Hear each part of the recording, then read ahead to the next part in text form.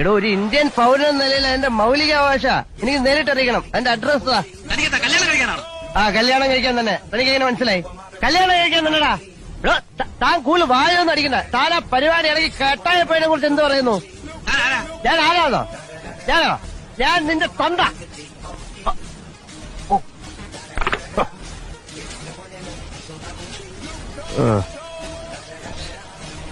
വളരെ മോശമായിപ്പോയി.